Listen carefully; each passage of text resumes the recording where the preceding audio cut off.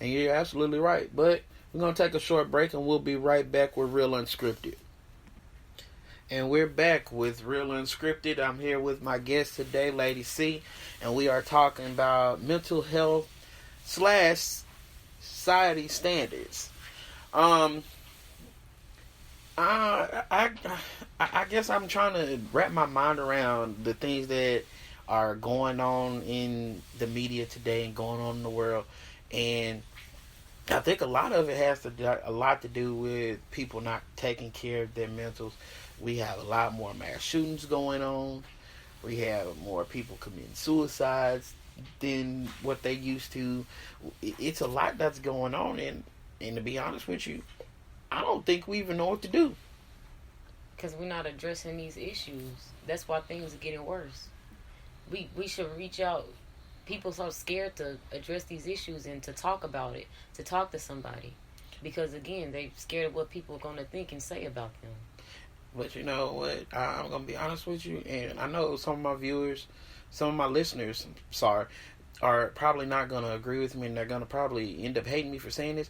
But when you have a president in the office that sits here and he mocks mentally challenged people and he mocks people for how they talk or whatever the case may be, how do you really sit and address those type of issues when you have your commander-in-chief that's mocking these type of people on Twitter and all through the media, and nobody's addressing this, nobody's saying anything to this man, nobody's going back and telling this guy, hey, you're wrong for what you're doing. They're just letting him go on, they're just letting him just run amok pretty much. It's like he's giving them a green light for negativity, giving them a green light, telling them it's okay to spew out hatred and bigotry.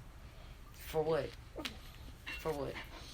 And you know what? And the thing is, he's not the only one. You have so many different big time people that these kids look up to, that they don't uphold the standards that they're supposed to uphold by being the athletes that they are or being the musicians that they are. Because every time you turn around, one of them is in the news for something that they have done, something they have said, and the thing is, there's no repercussions. There's no repercussions for nothing that they do anymore because of who they are. It's like they get a slap on the wrist. That's pretty much how it is. It's just a slap on the wrist and go about your business. But the thing is, I think where we are going wrong with in a society is that we're not teaching our young people that you can't go and do the same exact thing that these people are doing, because you don't have the dollars that they have backing them. Right. You don't have these people backing them. You don't have these big time lawyers and big time defense attorneys backing you the same way that they do. So you can't go out here and do what they do. You can't go out here and decide that you want to get a DUI and expect for, I'm just going to get a slap on the wrist. No, it don't work that way. It's going to stick. Pretty much. And I'm thinking that we don't, you know what, we don't have role models the way that we used to. I feel like everybody today is like I said before, like they're looking for an escape. And we don't address these issues, and so instead of talking about it, they try to find other outlets, like smoking, for example.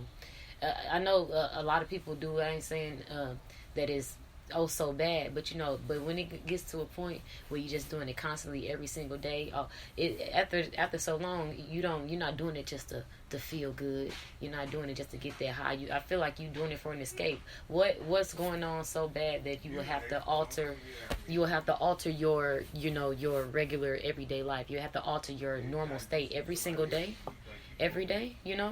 So I don't know.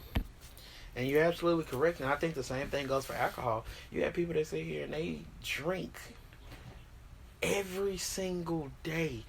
And it's to the point where you ride past their car and it's coming out through their pores. And it smells so bad. Right. And I'm thinking, like I said, why are you drinking so heavily? What are you going through that bad that you have to drink that much? Yeah, just like partying and going to the clubs every other day. Like, trying to get high and trying to drink so much. Like, hey. You can only escape, so much. And you know what? And I'm going to say this. I think lot of people use sex as an outlet for whatever reason too. When you hear about these men and these women that are out here just having sex with random people just because, trying to fulfill some type of void that's going on in their life, or trying to forget something hurtful in their past. And I know, and I'm gonna be honest with you, that's how a lot of rape victims do. Mm-hmm. Instead of you would think that being a rape victim, they would try to shy away from sex as much as possible, but it seems like they're drawn to it for whatever reason. I can't honestly tell you why. I'm not an expert on it, but that's what you see. And it's sad. It's very sad. And I think that at a young age, I think we should be sitting down and talking to our boys and our girls and letting them open up. Yeah. Instead of especially our young boys, because we already got one strike against us. I'm just gonna be honest with you. With being a black man, I already had one strike against me, and the same thing. It's not getting any better. It seems like we keep saying, "Oh well, it'll get better as the years go on," but it's getting worse out here. Nothing. If you keep doing the same thing, you're gonna keep getting the same results. Nothing's gonna change. Nothing's going to change. I mean, it basically. If you don't learn from history, you're doomed to repeat it. And like I said, I think we should start sitting down and talking to our young men and our young women about what's really going on in their daily life. Because you have these kids that are getting bullied in school constantly, and it's like the bullying is getting worse than what it used to be. I mean, these kids are ruthless now. Exactly. Like, when I was in school, I'm like, yeah, we got teased, we got talked about, we got joked on, but these kids are actually really, they're beating the shit out of these kids. We got to talk to our kids and let them know that it's okay. We got to realize and tell our children that it's okay to not be okay. It's okay to feel emotions. It's okay to feel sad. It's okay to not, have it all together, because you're learning. You know, as you go on, then you're gonna learn from experience. Being young is trial and error. You will never get anything right. I'm 31 years old, and I can tell you I'm still making mistakes to this day. But the thing is, I don't have anybody telling me, "Oh, well, you shouldn't have did this and you should have did that." I don't have anybody doing that anymore, and I don't have anybody doing it, which makes me feel better about life, because I don't have somebody that's constantly breathing down my neck or telling me what I'm doing wrong and no longer giving me those solutions like how it was when we were back in school. Because you constantly have those authority figures that tell you. You have some authority figures. Now, I'm not going to say all. You have some authority figures that are at these schools, and they're telling these kids that they're stupid, that they're dumb, they're never going to amount to anything. And that really messes up a kid's mental state. Yes, because what you see out of a child is what you put in them. It's just like when you put a seed in the ground. What you plant, like you reap what you sow. And you have once you plant that seed, you have to make sure it gets continuously watered. But the thing is, you don't have those educators or those administrators the way that we used to back then. They're just there for a paycheck now. So they're telling these kids that they're dumb, stupid, and all this, and these kids are actually believing it. And it's to the point where, like I said, it's messing with these kids' mental state. It's messing with their self-esteem. And when they do that, they start lashing out towards other kids because they feel like the other kids are smarter than them. Mm-hmm. And when and the thing is, with the education system now, you have them putting kids against each other to compete for a grade now. Right. You don't have that like back when I had numerous teachers that actually sat down and they talked to me, because they actually cared about my future. They actually cared where I wanted to go. They actually cared what I wanted to do in life. But you don't have that too much anymore. Those type of teachers are far and few in between now. When you get a good one, it'll be a real good blessing. Yeah. But I think that's how bullies are created, when you don't talk and when they don't have that outlet, so they tend to take it out on the other kids that are around them. They just know who to pick. They just scrutinize and they just choose, oh, that one's weaker than me. And then it doesn't really help that they don't have the guidance and the parent figures that we used to have back in the day in the homes anymore. Because back in the day, I can tell you now, when I used to go to school, I used to get in trouble by, if I got in trouble at school, everybody in the neighborhood knew about it before I got home. And I got in trouble by each of those neighbors that actually really cared. And I had a mother and a father that actually cared about what I was doing in those schools. You don't have that anymore. You have these parents that are too busy trying to be their kids' best friends. They're too busy trying to live out here, still trying to live their life or live their glory days or whatever the case may be, trying to chase behind whatever dude, trying to chase behind whatever female, and they're not really caring about. They're not caring too much on what these kids are doing. They don't care about how they think. Hell, half of them aren't even doing their homework anymore. And the thing is, they don't even have books the way that they had back in the day. They got computers and laptops now. So I mean, everything is right there for you. But the thing is, you don't have you don't have that parental guidance anymore. And a lot of it has to do with time. If you just take the time and invest into your child, that will make a world of difference.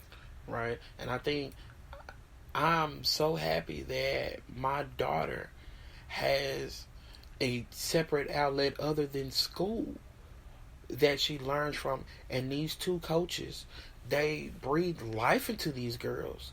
And I've seen such a tremendous change in my daughter just by her being on this dance team, because it's something positive. It's something that's, it's helping build her character. It's helping her build her self-esteem. She's not going to school and crying about, oh, this kid picked on her or whatever the case may be. She's going and she's getting something out of it, and she's taking it back with her, and it's helping her thrive in her everyday life. And in turn, she could take what she learned and what she feel good and spread that on to others. Yeah. So just like anything, you can positivity, you can spread that just like anything negative. So whatever you put out, that's what you're gonna get back. And I think, like I said, I'm thinking that the way society's going now, it's not gonna get any better, because we're living in the social media era, and you have too many people. You have too many people trying to tell people how to exactly live their life. And the thing is, it's just like I said, it's just like school. Every child learns differently. You can't expect what you did in your life to work in mine's the same way, because your life and my life are not the same. You have too many people that are dictating what you do in your life. And the thing is, you have these foolish people that are sitting here really actually listening to these people for whatever reason. I don't know. Like they can tell you how to live your life. We grew up in two different places. We grew up in two economically different backgrounds, for one. Like, you might have had money. I didn't grow up with money like that. The same thing that comes easy for you may be the hardest struggle of my life. Right. I mean, and the thing is, you have people that you have people that sit here and they actually prey on those type of people, though. They make money off them, or they use them for sex, or whatever. It's ridiculous, and I really wish that we would get out of trying to hinder people because of the differences that they have and the things that people don't know, and start loving one another once again. Yes. And I think when we get, as a society, once we get back to loving each other again, things will start actually being harmonious again. Unity. And that's the key. All right. I want to thank Lady C for being on the show today. She's been a great guest, and I love her to death. Lady C, thank you so much. Thank you, my brother, and I love you too. Thank you for having me. All right. Guys, that's my time. Follow me on Facebook, Real Unscripted. Follow me on Twitter, Unscripted Real. And remember, if it ain't real, then it ain't unscripted. Y'all have a blessed day.